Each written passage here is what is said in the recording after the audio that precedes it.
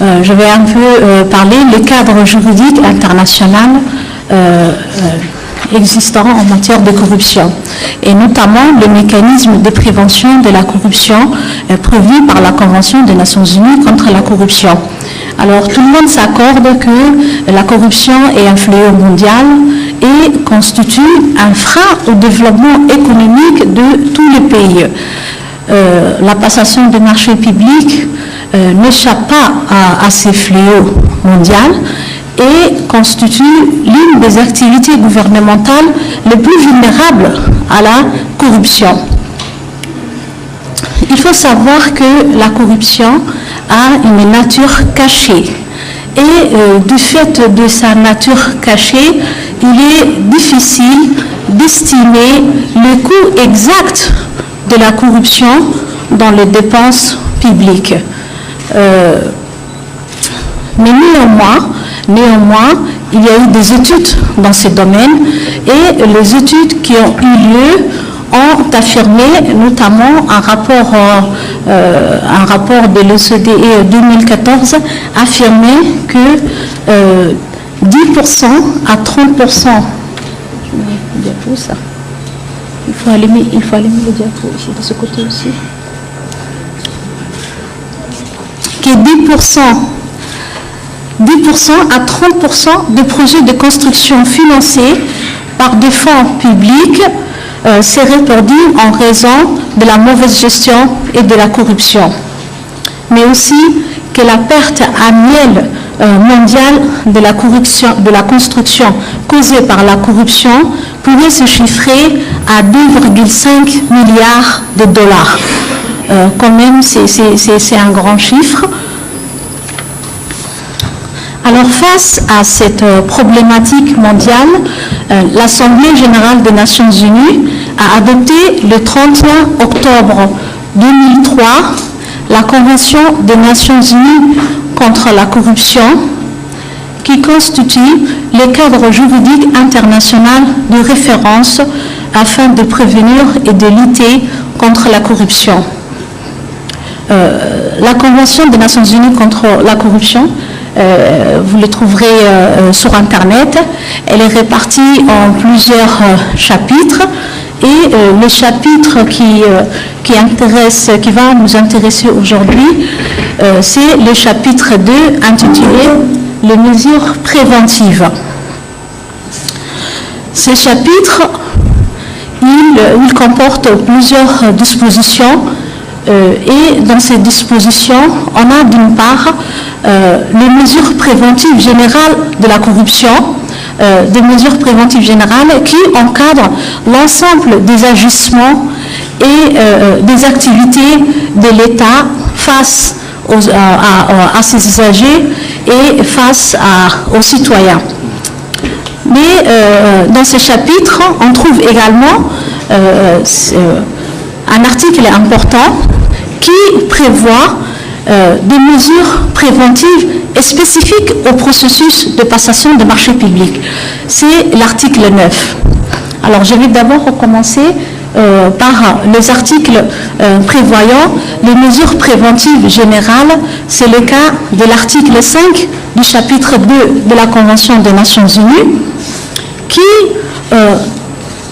qui exhorte aux États parties, qui engage aux États parties d'adopter, de mettre en place une politique générale de prévention de la corruption, de mettre en place, d'adopter une stratégie globale de prévention. Cet article 5 est important également puisqu'il prévoit des principes généraux comme la bonne gestion des affaires publiques et des biens publics de l'État, l'intégrité, la transparence, la responsabilité des agents publics de l'État. On a également l'article 6 qui lui aussi prévoit que chaque État partie doit mettre en place un ou plusieurs organes indépendants qui seraient chargés d'appliquer et de mettre en œuvre la politique générale de prévention de la corruption ou la stratégie globale de prévention de la corruption. Alors si cet article 6 qui concerne des organes indépendants, cet article parle plutôt des organes de prévention de la corruption, qui garantit la prévention de la corruption, mais dans la pratique, on a vu que selon la spécificité administrative et juridique des États, dans certains États, cet organe a pour mission seulement la prévention de la corruption, mais dans d'autres États, cet organe est investi de pouvoirs plus importants, comme l'investigation des faits de corruption, jusqu'à l'investigation des faits de corruption, jusqu'à la saisine des autorités de poursuite. C'est comme notre commission, la Commission nationale indépendante pour la prévention et la lutte contre la corruption de Djibouti, on a cette double mission. On est non seulement un organe de prévention de la corruption, en élaborant et en assurant la mise en œuvre de la stratégie nationale de prévention et de lutte contre la corruption, mais on a également une autre casquette, on a une mission de faire des investigations, de recevoir les plaintes et les dénonciations portant sur des faits de corruption, de faire des investigations et de saisir les juridictions et les autorités judiciaires compétentes. Autre article qui prévoit des mesures préventives générales, c'est le cas de l'article 8 qui prévoit des mesures de prévention encadrant les agents publics de l'État cette fois-ci. Cet article 8, je peux énumérer trois mesures importantes, trois mesures préventives importantes qu'il met en place. Il invite les États partis d'adopter des normes nationales d'intégrité pour les fonctionnaires par le biais, par exemple, d'une réglementation de la fonction publique ou l'adoption d'un code de conduite. Cet article exhorte aux États partis ou invite aux États partis également d'instituer un mécanisme de signalement par les agents publics aux autorités compétentes des actes de corruption dont ils ont connaissance dans l'exercice de leurs fonctions. Cet article prévoit aussi autres mesures de prévention importantes. Il institue des mesures obligeant aux agents publics de l'État de déclarer aux autorités compétentes à chaque fois qu'ils se trouvent dans une situation de conflit d'intérêts. Ils doivent le signaler, le dire à leurs autorités ou à leurs supérieurs hiérarchiques à chaque fois qu'ils se trouvent dans une situation de conflit d'intérêts. Et enfin, pour les mesures préventives générales prévues par la Convention des Nations Unies, on peut citer l'article 10 qui lui parle plutôt de l'information du public, que le public doit être informé de toutes les procédures et réglementations, toutes les procédures et règlements permettant aux usagers d'obtenir des informations sur l'organisation et le fonctionnement. Les usagers doivent constamment être informés de l'organisation et du fonctionnement de l'administration. Mais également, il faut faciliter l'accès des usagers aux autorités de décision compétentes, que les usagers puissent accéder aux autorités de décision compétentes, mais notamment la publication d'informations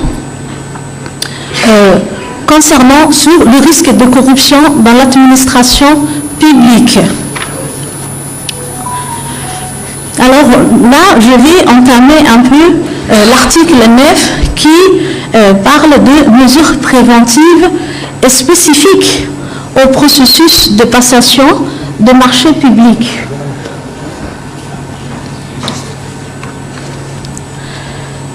Cet article 9 comporte plusieurs alinéas.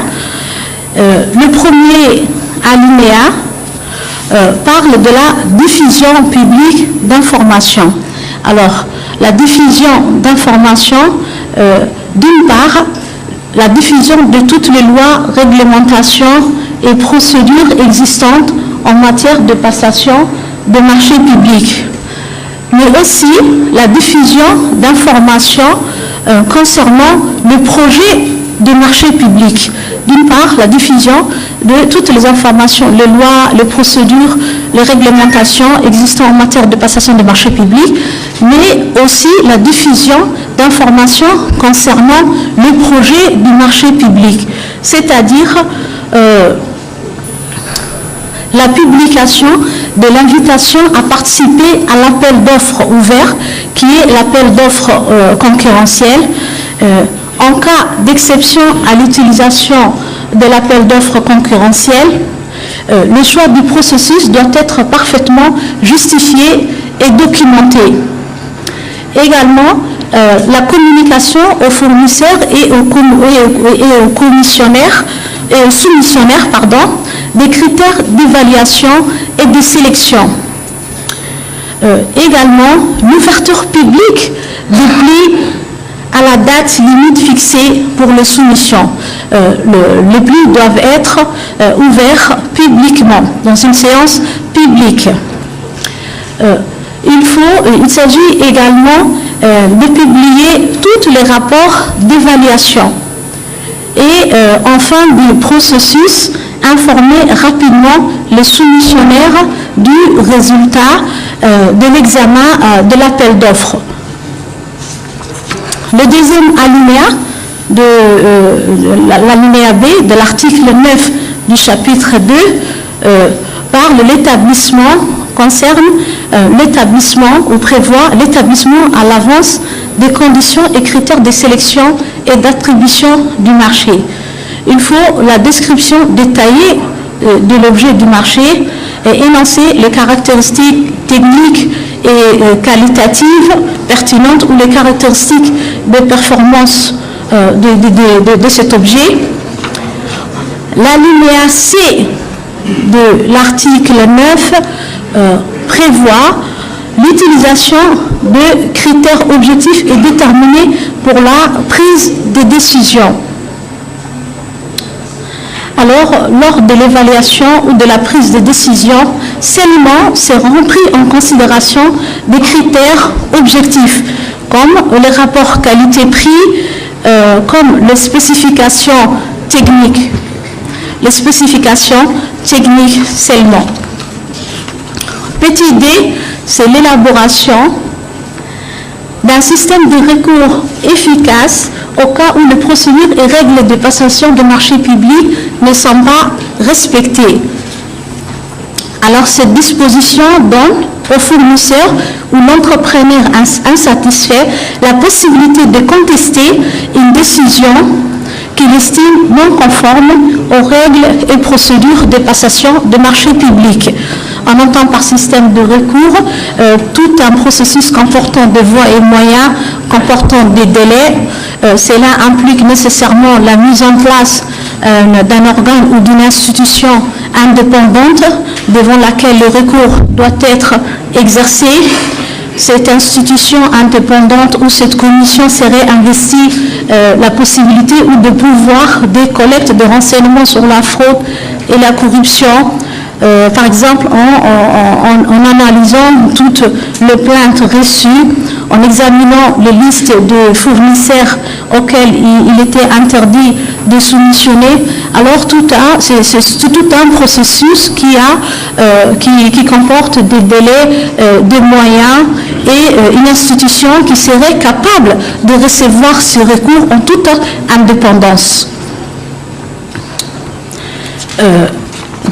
Enfin, c'est l'alinéa E de l'article 9 du chapitre 2, la réglementation, cette fois-ci, des personnels chargés de la passation de marché public.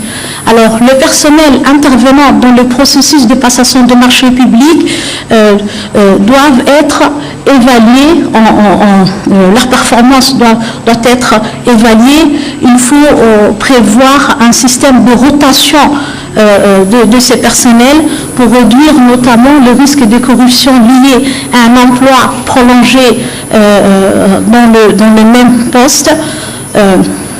Il faudrait prévoir la déclaration de l'enregistrement des intérêts, des avoirs, invitations, dons de ces personnels.